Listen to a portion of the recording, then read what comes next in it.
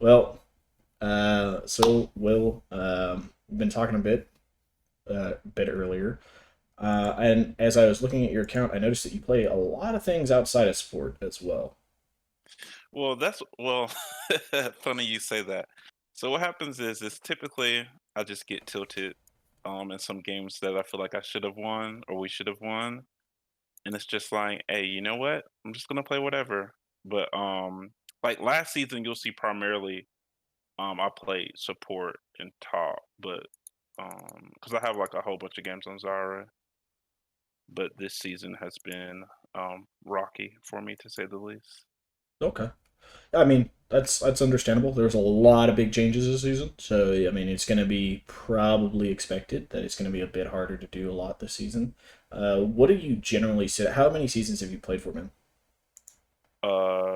I just started playing like this year, so like legit only last season was my first season. Okay. All right. So yeah, I mean, if last season's your first season, do you play any other games prior to League? Overwatch and Apex. And where do you generally sit rank wise in Overwatch, or do you play rank in Overwatch at all? Plat, Plat. plat in both. Yeah, Okay. So you're pretty good at shooters then. yeah. So it's really good that you actually have Overwatch. Who do you play in Overwatch? Are you also a support type player in Yeah, Overwatch? yep. I play support in Overwatch. Okay. So what type of supports do you generally lean for? Are you kind of like playing like Zenyatta, sit back and headshot people with a ball, Uh, or Usually bat more Ana. okay, okay. So, with that type of idea of it, I do see you play some Seraphine. So I think this is going to be a champion that's going to kind of lend itself a little bit more similar to a playstyle like that. She's also just pretty. She was pretty strong. She's about to kind of feel a little bit of some of the nerfs that have hit her over time here. And you also play Zareth, so I think that would be a great one as well. Um, but what I want to kind of do with first, especially this week, is we're going to kind of go over a lot of the stuff that I think is going to be more of less about gameplay and more about kind of decision making outside of the game that will affect you Okay. in the game. So the first up is what I call the three A's. We're going to be assessing. We're going to be assessing, trying to gain awareness, and then we're going to adapt to it. And so the assessment of it is going over kind of what I'd asked you earlier, what you think some of your biggest flaws as a player are right now. Hmm. And I know you said that you have issues with like rage queuing and kind of getting upset and just keep going and going and going even though you're upset. All right. So for something like that, what I generally recommend in situations like that is going to be moving to playing a lot more flex right now.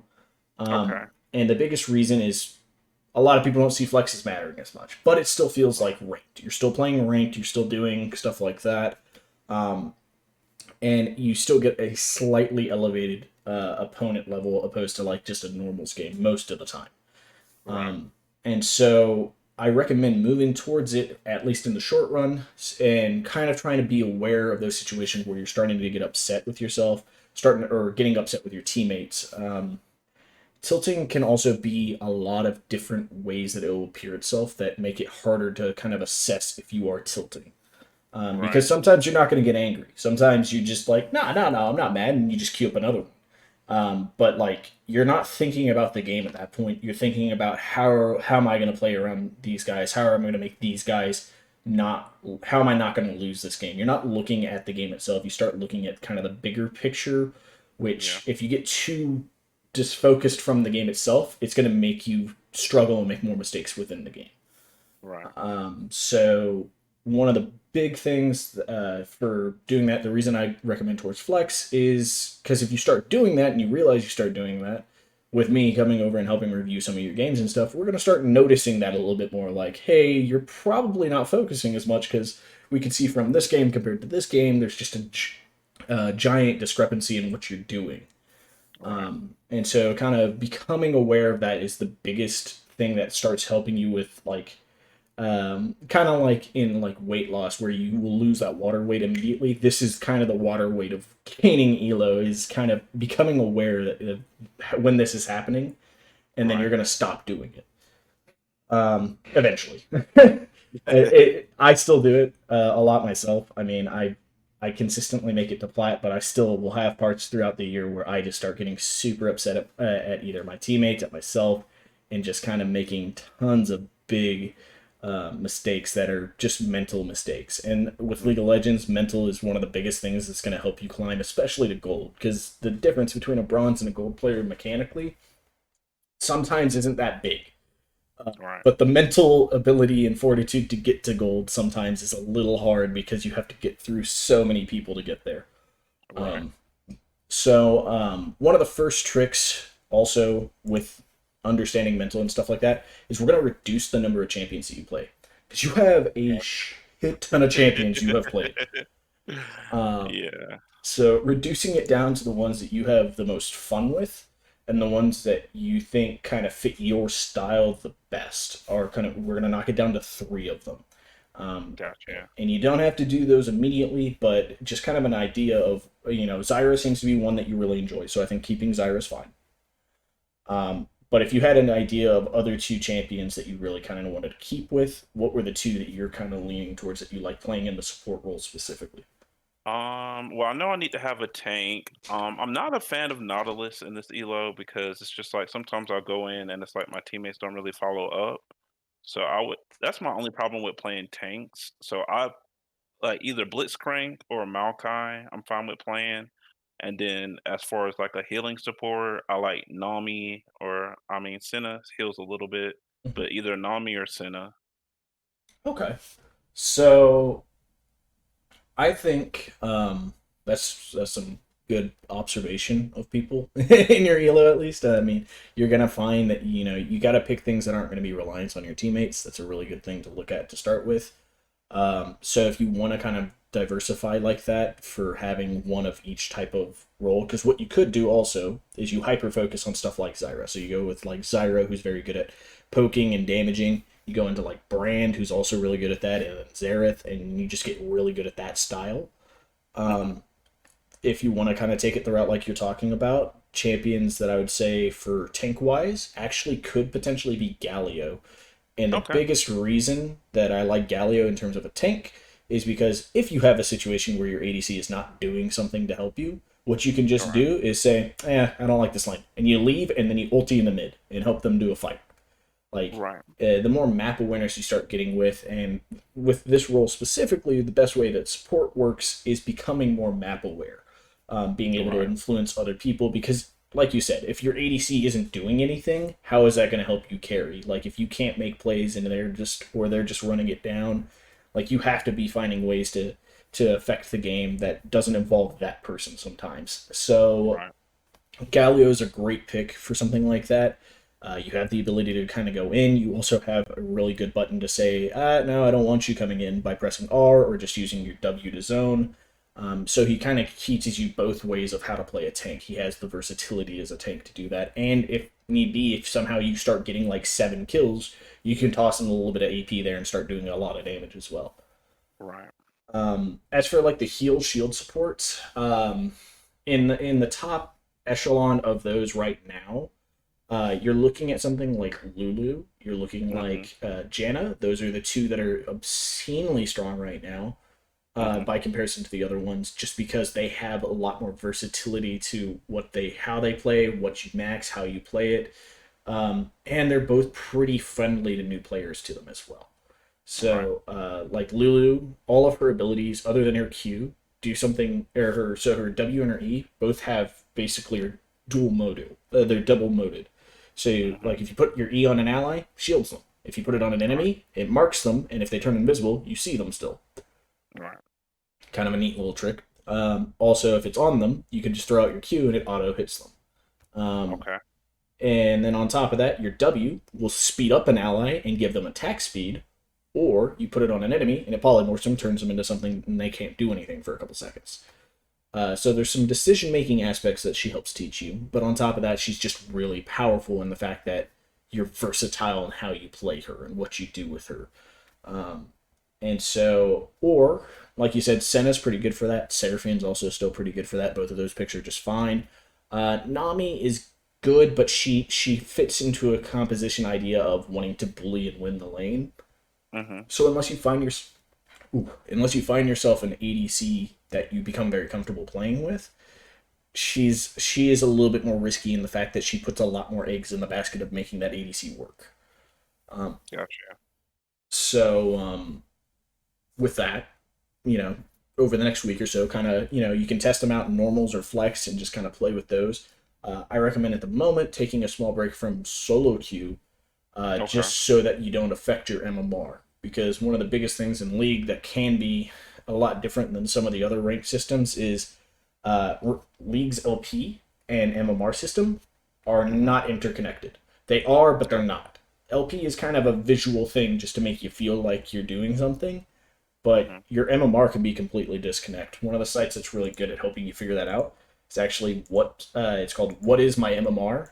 This dude Okay. kind of figured out an algorithm kind of similar, and it gets you pretty close to what League's MMR is. And so, like, if I go look up William the 7th, let's see, you currently have an MMR of 727, which puts Mm-hmm. you the bottom of bronze, which isn't. Right. Here it says top bronze. Wow, bronze has really moved up since they added iron. Um, Back in the day, I couldn't even make bronze, and I had 727 elo. That was an old system way long ago.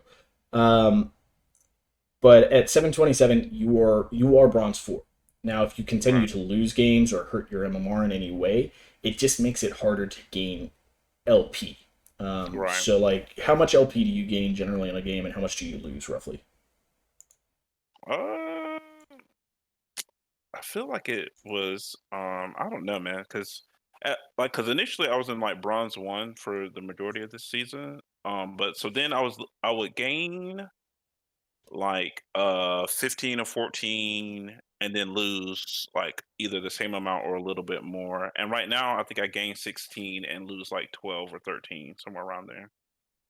Okay, so you're not in the worst spot yet. For someone like me, for instance, this season has been a lot of a strain on me just because I've had a situation where, like, I am gaining about 9 and losing about 18. I've now Right. balanced it out to where I'm getting about 14 and losing 14, so it's about even now. Hmm. But that was with a positive win rate with me. I lost a couple of games, and because I lost those games that mattered, that is another scary aspect. Is if you start climbing too fast, it's going to start destroying your MMR as well. So it's a very fickle and temperamental system. So taking a break from it kind of rests the MMR, and it doesn't have a whole lot of. It's not going to go off of your past couple of games. It's kind of like a pseudo fix to it. So it just kind of Hmm. it'll keep your MMR where it is, but it can't really compare it to previous games. It's going to go closer to the games that are happening as they're happening. Um, so taking that break also allows you to make your adjustments without messing with that rank so that it becomes easier when you go back to it. All of a sudden, you're just winning, winning, winning, winning, winning, and that's at least the goal. Right. That is the goal here. Is we move you away from it, we get you better, we put you back in, and then you're just crushing the heads of noobs at this point. Um, let me see here. 1 second.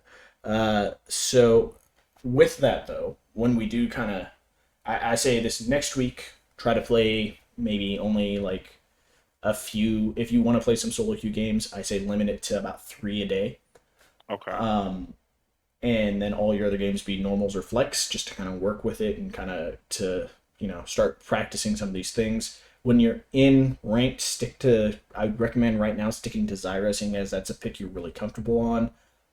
Hmm. Galileo seems like he might be in your wheelhouse, and Senna is something that you kind of like to play. So just kind of stick to those few champions that you're very comfortable on, because if you start Okay. playing a lot more champions, what will happen is you might start getting a fool's gold kind of thing, which is where you Mhm. start experiencing wins on champions you don't normally play. Um, but it's not actually because you're playing it too terribly well. It just happens to Mhm. be that maybe it was a good matchup. Maybe your opponent doesn't, saw that champion and you're like, oh shit, I can't really play against it, and then they mental boom and do terrible. Right. Um, and even good players do this all the time when they get upset, and you'll start getting like 2, 3 wins with this champion. Then all of a sudden you have 7 losses with the champion in a row, and you're like, "But I had that win streak. I can get back to it." And you just all of a sudden you've gained more losses than you won, and you don't realize it. Uh, and then you have another champion that you now have to learn because you want to play it, and so it just it adds more room for error. So what we're trying to do is limit room for error. Um, and then that's about where we're kind of start with start point stuff. Okay. Do you have any questions about stuff for the start point stuff or anything like that? So do you think like in this elo, it's not as important worrying about team composition or like, hey, my team is full of squishies. I need to be a tank.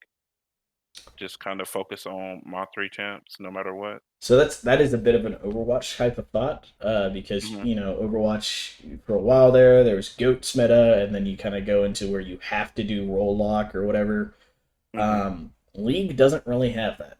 As much as you Okay. should look for, if you were high enough elo, yeah, maybe you want to kind of adapt to the team comp. But even then, Gotcha. there's people on high elo that are one tricks. They're going to play that Right. same champion at all times. Doesn't matter what their team looks like, and they're so comfortable on that champion they can win the game.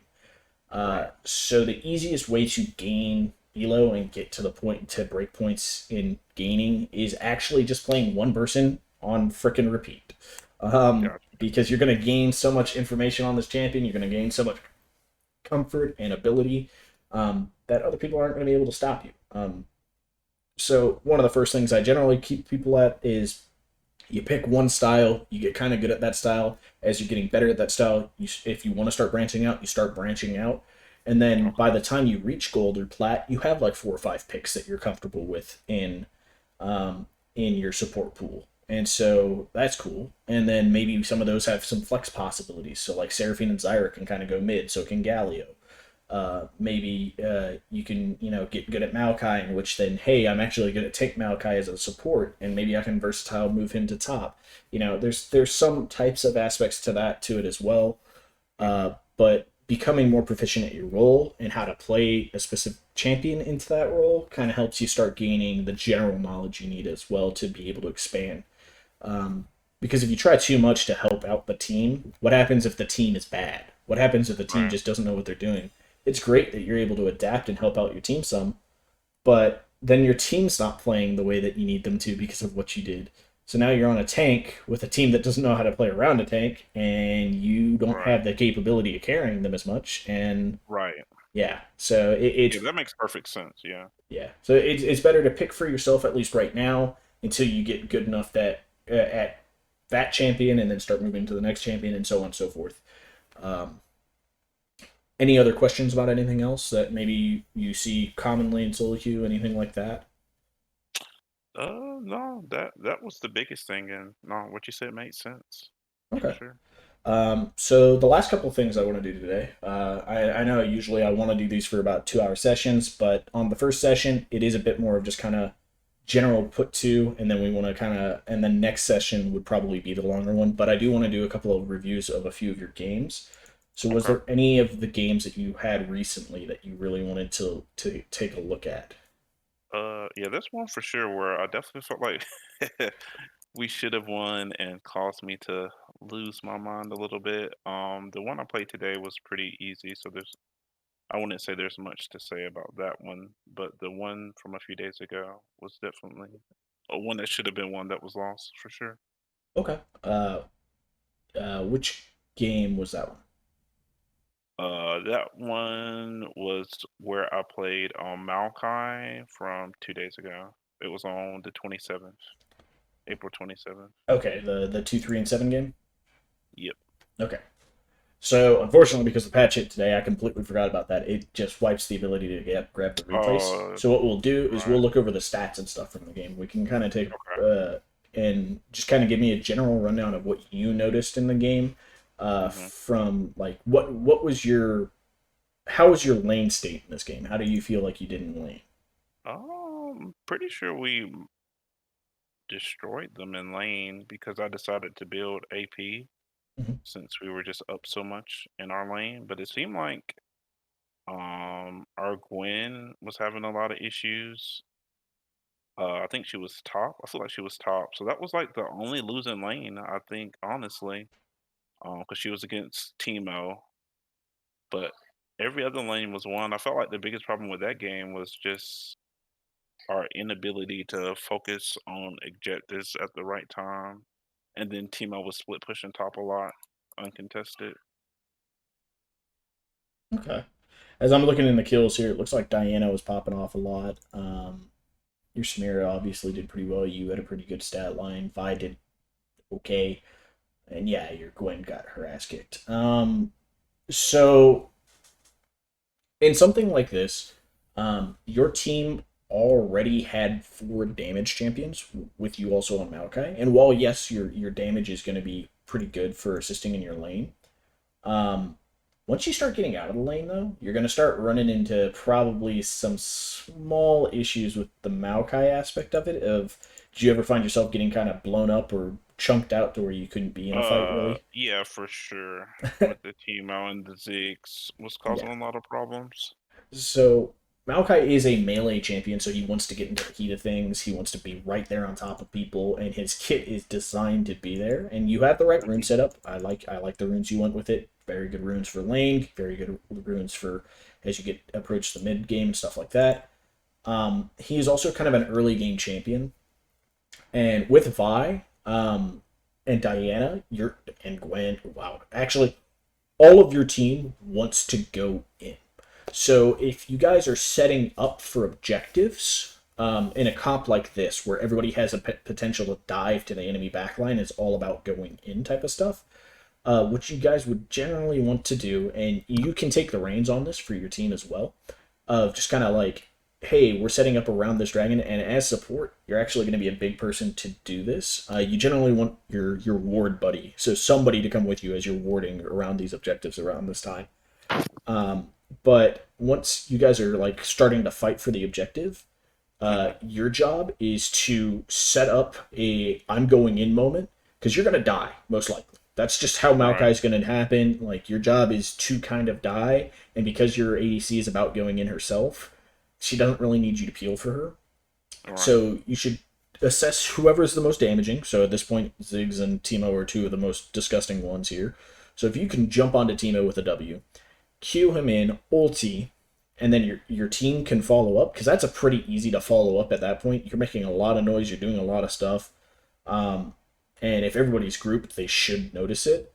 And ping that you're about to go in. Use the I'm going in ping or whatever for it. Right. Um, and hopefully at that point your team's gonna kind of go in on it. Without actually seeing the game, it becomes kind of hard to assess where the actual problems to it come down to.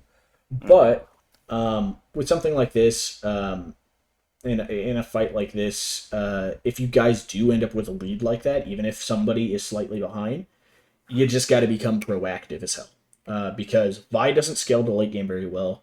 Maokai doesn't really scale the late game very well. The other 3 like late game, but Lilia doesn't mind late game. MF's not actually that bad with all you guys being super squishy.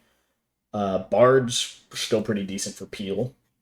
Teemo's fine with split pushing all day, and then Ziggs is pretty good into the mid early late game. Mhm. So like trying to wait it out and kind of play it a little safer maybe sometimes, or trying to not put a lot of pressure would end up enabling them a chance to come back and do stuff. Which also with somebody who's that strong like the Teemo that wants to split, Teemo can split relatively well, but he's not if he's splitting, he can't group for a fight. Of which you just you send your Gwen up there. She's gonna probably die, but as she's dying, you're just killing everybody else, and you guys are taking towers. You're answering. Timo's getting his 2 towers top or whatever, and you guys get 4 towers across the rest of the map. You're gaining dragons and stuff like that. So it's just kind of unfortunately at that point it becomes kind of a macro game. Mhm. And macro games are really hard to coordinate, especially in something like bronze. For across the ranks, the different things that separate the ranks is going to become game knowledge and game understanding. So, like, Right. Iron just have none. They have no understanding of what they're doing. They're probably brand new. They've not played many computer games. Maybe they have bad internet. They don't have a great computer. Mhm. A lot of the problems that are going to be lended to them is they're missing a lot of general game knowledge. They're missing a lot of specific game knowledge. They just don't have anything there, and so after some time, they might build it up and make it to bronze. Where in bronze, people are still missing general game knowledge. They might have some Mhm. specific knowledge about their champions. The general idea for this is that people are going to kind of understand a little bit, or at least the simple aspects of their champions' kits. Maybe not new cool ways to use them. Maybe they saw something like, "Oh, I saw this flash Q engage the other day. I'm Mhm. going to do that," or whatever. They're going to be mimicking people, but like they themselves don't have a full understanding of why it is they need to be doing these things. Um, but as you're building up this knowledge and stuff, you can start progressing into silver, where you hit your giant. This is where the most of the player base is in silver. Mhm. Um, and this is your average player. These are the people that are starting to gain some good, decent general knowledge, some pretty hyper specialized knowledge as well, be it on two champions or so that they play. Maybe it's one champion. This is where one tricks start to grow. You get into gold. This is where one tricks start to flourish. These are the people that are starting to get a little bit of understanding for macro play, but even at pro levels, they don't have really good macro play. So as you're progressing, the tiers here. We'll kind of go up to gold here, but like at gold, they're kind of at an okay macro level. They're at a pretty good generalized level, and they're at a really good understanding usually of their champions. This is where people who can start hitting leaderboards on their champions can start in gold, even though gold is still technically low elo. This is where Mhm. people are starting to get really good at their champions. This is where like Trinimir one tricks start popping up and start carrying games. But mental problems is generally the biggest thing that inhibits a lot of these players in all of these ranks from climbing, even in gold and plat and stuff like that. Mental problems is the biggest killer of climbing. Mhm. And so focusing on not rage queuing is going to be one of the big tasks you're going to have this week, because if you can do that, that's going to gain you a couple of extra games where you're just not losing. You're just not. Maybe you are doing okay. And I think setting that hard limit of 2 to 3 rank games should carry over after this week as well. Mhm. Um, just because if you set that limit to yourself, say one day you win all three, where you're not going to keep going to the point where you're just kind of blindly playing games, because it works on the flip side of the scale. On one end you might be too tilted and you're angry because you lost all three, and you just keep going and you keep losing and it gets worse and worse. Or on the flip side of it, you're getting too excited because you're actually winning. You're getting a string of wins together, and at that point, you're not focusing on the game as well. Again, you're kind of focusing on the outcome of the game again. You're back to focusing on, I can win this. I know we can win this, and then something goes wrong. Maybe you die 3 or 4 times in a row, and it's kind of a bad start to you, and now your mental's just gone. And like you can instantly lose that mental because you went from riding a really high to just having a really small speed bump getting in the way of that high and plummet your mental. Mhm. So setting it at 3 means, hey, you know what? I've uh, I've lost 2 games in a row. Maybe I don't want to play that third game today, and it starts Right. allowing you to start gaining that control because you have up to 3 games. Maybe you do want to play that last third game. Maybe you don't. Maybe you only want to play one. Maybe, and as you start gaining that, it starts subconsciously, you start gaining that control to be able to stop the rage queue. Right. Um, but let's take a look at the game today that you've played because we can actually watch that replay. So Okay. I'm gonna take a look at that one. And even from games that you win, you can still learn some of the things you're doing. Losses, of course, you generally have more mistakes in the loss, but Right. it doesn't mean you don't make any when you win. So. Got you.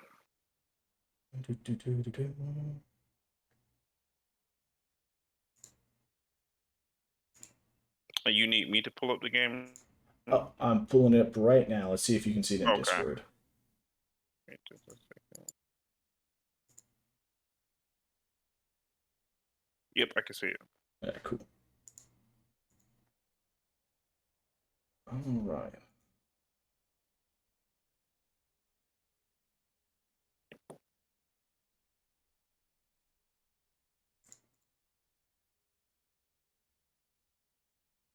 Don't see this every day anymore. Okay. So composition wise, both teams have very similar comps. To be honest, you guys have 2 hyper carries apiece, roughly, maybe 3 on the one side. You have almost identical top laners in terms of champions. And then support-wise, you guys play kind of similar ideas of what you both want to be doing, except you're going to be more damage-oriented. He's a little bit heavier on the CC. But let's take a look here. So I'm going to fast forward through most of this, because most of this should be standard unless you guys invaded for whatever reason. But okay, nothing really going on here. Started Relic Shield. So in a lane like this, actually, let me pause. This is a great way. Relic Shield is okay. Thresh doesn't really want to, like, Thresh wants to play in bushes a lot. Right.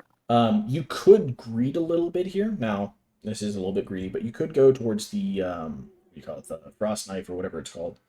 Yeah. Only because you should be doing sapling stacks in all these bushes. So as he goes up to the bush, he's just going to take damage. You're going to gain stuff. Especially because if he wants to be doing something well, he needs to kind of get close to you. You can actually punish him a little bit more. Relic Shield's not bad, but just a heads up, something you could do. Gotcha. Okay. It's not a mistake. Just in a situation like this, you could abuse it to get a little bit more damage.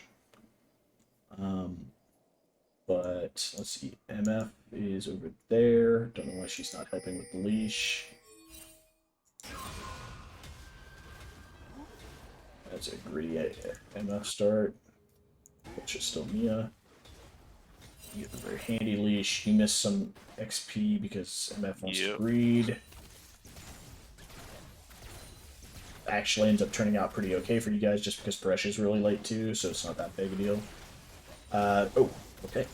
Let's go back to that real quick. That sapling is a massive mistake. Because you want them sitting there and you want them to make sure that those hit people.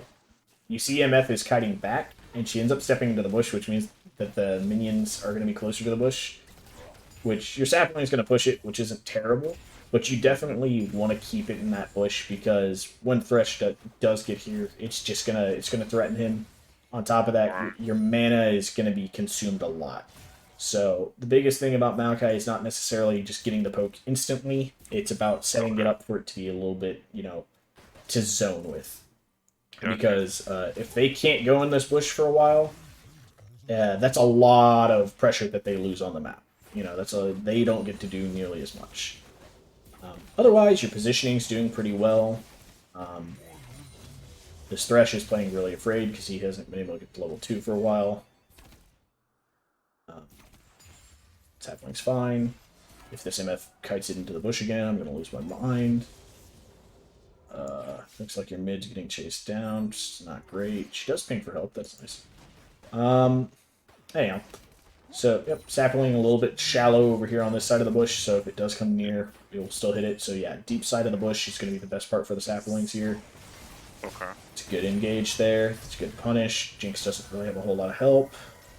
So that's good. So what you did there is actually really good.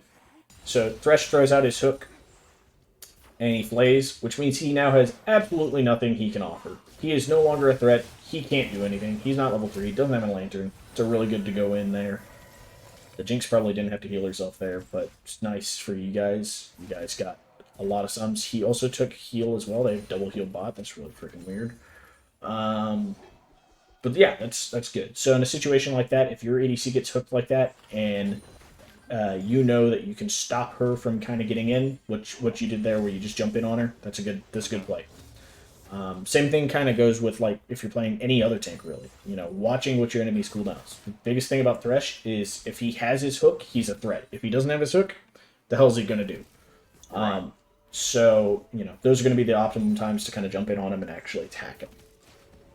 Back to fast forwarding, because nothing's happening. And I should have gone through with that back. She greeted for this wave, but it's whatever.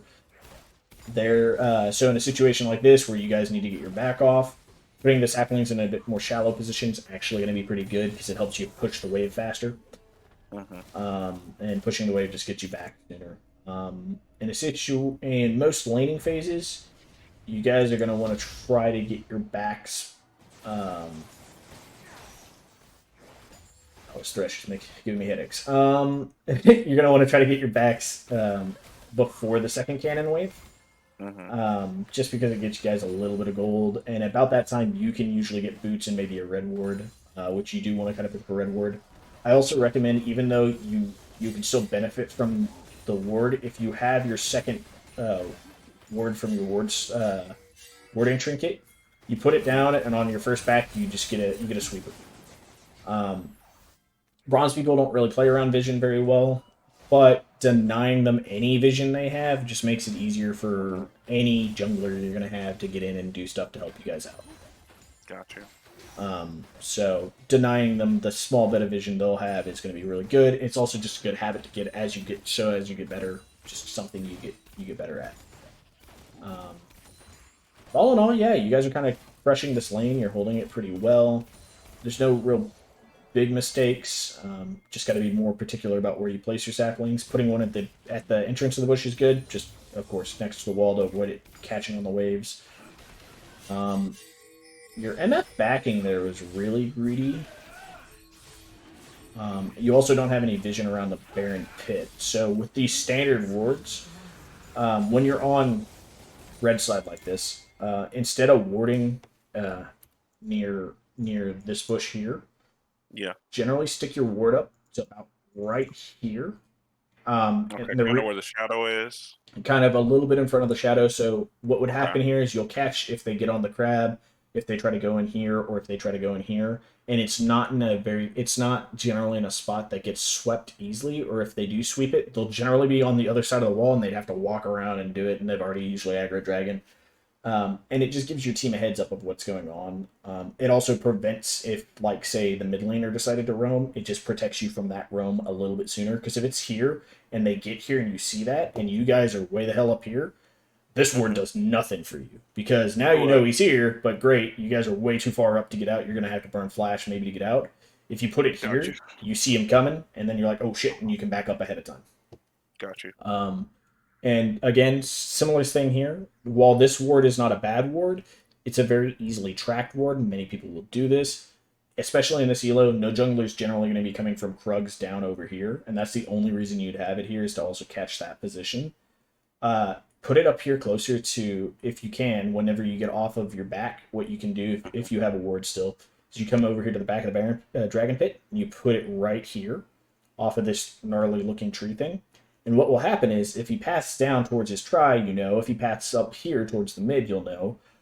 So it gives more knowledge to you and your other laners for one ward, and it gives you more time to react. Again, because if you get a ward here when you guys are here, what's going to happen is he can wrap around. If he's anything other than a Master Yi, has any type of CC or higher early burst, you're going to probably have to burn a flash. Right. And so if you have it a little bit deeper, it just prevents you from having to burn those sums, and it just allows you to continue that lead a little bit more. It's a small things of these word placements, and just these two small word changes alone can help you start climbing a lot more, because it's going to prevent you from dying. And less deaths is less money in their pockets, which makes them not be able to play as well. Especially in this elo, which is kind of a clown fiesta. All the way up until Plat, it's still a clown fiesta. Everybody just wins off of kills, so.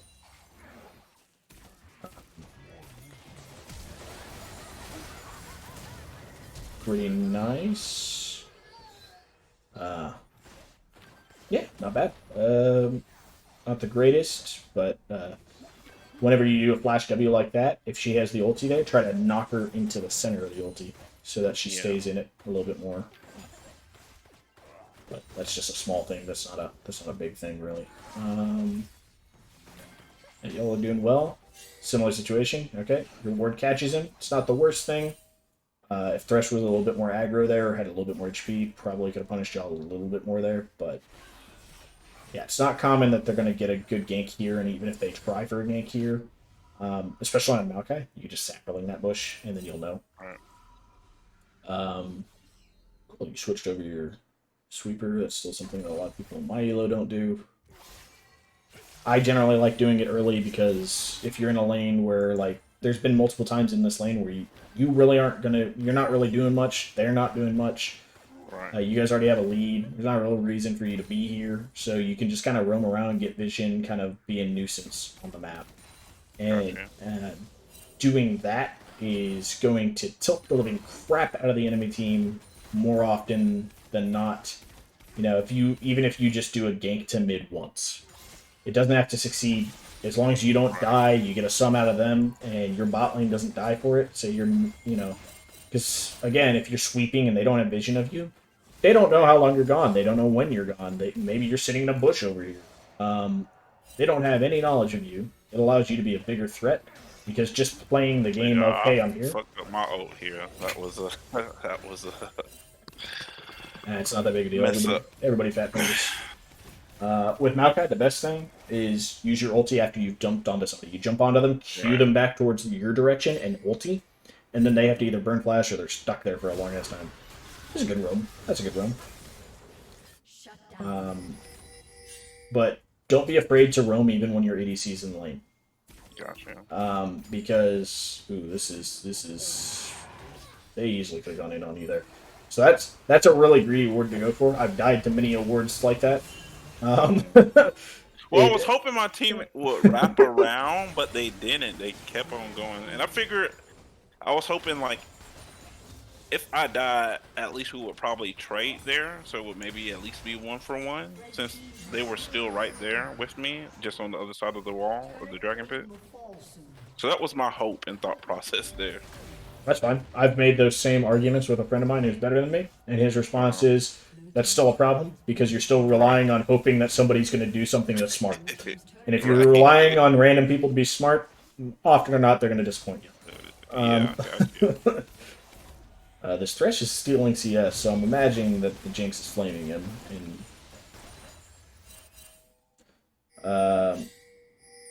Yeah, for the most part, I mean, there's not really mistakes. It's just some small tips and tricks that are just going to probably help you. What the hell was that?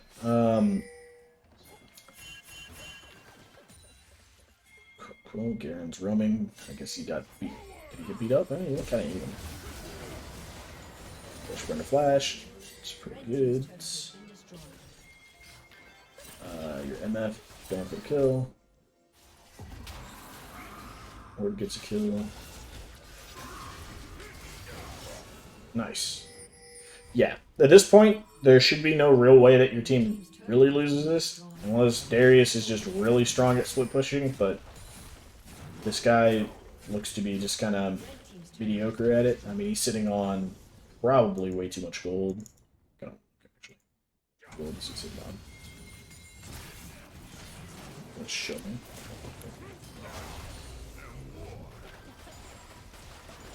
What does he buy? He just buys an energetic.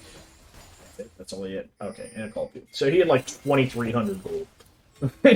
He's sitting on. There's no reason he should be up there that long for that tower. That is not worth it for his team. Yeah. So yeah, I mean, you played this game pretty well. I mean, there was no real big mistakes. But the biggest key to getting better is just, not repeating the small ones. So, like, that random ult press that you did down there, I mean, it's a fact. I don't think you're going to repeat it, but, just don't do that. And then just learning a little bit better ward placement, which even people in my elo don't do good ward placement. You still see people that just ward in these two frickin' bushes all the time. But the people that do those ward placements generally kick my team's ass all the time. It's so annoying. It makes it so much, as a jungler, it makes my job so much harder. If you have the availability to, you can also kind of do a short invade run into the enemy's jungle. So, like, if you're on this side, you can invade up. You can put a ward, like, where they have a ward here. Maybe if you can really sneak it, you can put a ward up here by their blue buff. I generally like putting it, like, right over this wall, because then it will catch blue, Gromp, and if they're coming in. Okay.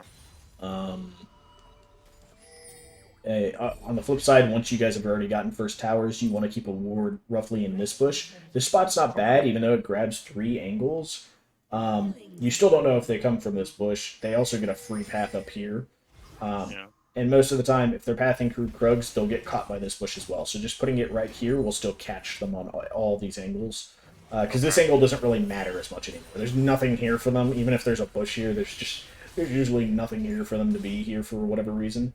You're going to be tracking the jungler and people rotating, so they'll rotate from tower to tower, which means they'll be pathing through here. Same thing kind of goes on this side. This isn't a bad ward, just a slightly better ward is closer to right here. You'll still catch off of this angle, catch here. You see if they're on wolves. And then this ward is always just a decent one. But yeah, overall though, yeah, you played this game pretty dang well. Like you're not making over aggression errors really ever. You could probably actually play a little bit more aggressively. You might be actually a little under aggressive with how fed you and your MFR. Mm-hmm. But yeah, I mean, you guys took it kind of calm, collected. She gets caught a little bit there. Might get you killed. It looks like. Yep, sad day. Um, that's just a little bit of an overstay for the turret there. And yeah, I mean, not much else really. I don't think there's going to be really anything else to review. You guys have a massive fucking lead. If you guys manage to throw it at any point here, it'd be miraculous. That being said, I have done similar things, so it's not impossible. But yeah, no, yeah, your core fundamental seems pretty okay. It's just going to be small changes, and then, like you said, it seems like your mental might be one of the biggest things that you're going to have to work on. So those kind of tricks of keeping it to 3, focusing more on other games. Shit, even go back into play Overwatch a bit to take breaks from League. It's going to be another good thing for it. Do you have any questions about anything? Anything?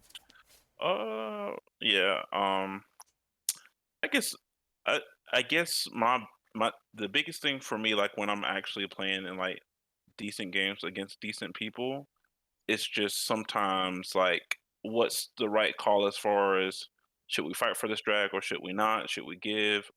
All right, is this the time to do belt elder, or is there not enough time? Or it's just like sometimes you'll have like I know there was one game where there was like a top split pushing top to get the I guess that's the third tower right before inhib. Um and then so my team we were arguing about whether or not to go Baron or someone to go back to stop him from getting that inhib.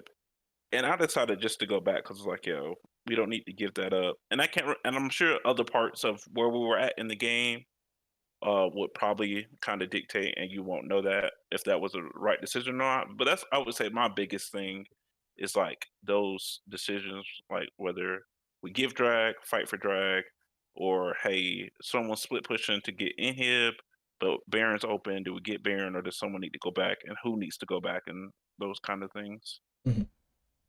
Okay. It's hard to say without having like, the game there too. It is, and I can also answer it pretty easily. So it's hard without the exact situation to know what the actual call should be, but collectively, the best thing you can do is decide as a team. Right. Decisiveness is what wins games. Because the difference between a good call and a bad call, in most situations, comes down to decisiveness. And I mean, you can go into the analytical side of it and look at, do you have more chances of failing? Do you have more chances of winning? And that's more of a macro understanding and a bit more of a large picture type of thing. And as you get better at warding and positioning and stuff like that, those are the questions you kind of have to start asking. But in situations where you guys are behind in scenarios, you got to look at how you got to. It comes down to game knowledge as well. You have to understand: does your comp scale? If your comp doesn't really scale too terribly well, you might have a problem if you're giving up 3 dragons, because you're going to need Dragon Soul to scale. Right. Unless it's a terrible Dragon Soul, for instance, if it's like Windrake and they don't have anybody that's going to be using that, like they're all lockdown ultis, like they're not going to get any benefit from the Wind Soul, you might give it up. It might, it just doesn't do much. Elder might be what you guys have to fight for. Ultimately, your jungler should be helping make that call too. But whatever the team decision is, Just go with that. not always, but for the most part, that's going to be one of the better things to do, at least at the start. So right now, becoming decisive, making quick, fast judgment to things, even if it turns out to be the wrong play, getting decisive is going to be what's going to help you start learning to make those plays. And you'll be able to start addressing them later. But if you sit there and think, oh man, should we or shouldn't we, as you're kind of hesitating, it could be the right call. Right. And then because you guys are hesitating, now it's the wrong call because now you guys Right. don't have an actual call. You're not in position. Oh shit! Now they're coming in. We lost a person. Now we can't go for it. Um, it comes down to, all right, are we here first? Sure, we're here first. Can we put words down? We can put words down. Are we massively behind? No, it's pretty even. Fuck it, let's go for it. And as long as you guys can make that kind of decision fast, because those aren't like, that's not a lot of things you have to analyze too terribly fast. If you look over to Dragon, there's 0 fucking wards and Dragon's up in 5 seconds. Probably not a good idea to go for it. Gotcha. Even if it's Soul and you guys need to go for it, that's gonna be a bad idea. Unless your jungler is a god tier jungle that could get in there and steal it with a smite. At that point, you're just better off letting him go and kamikazing for it.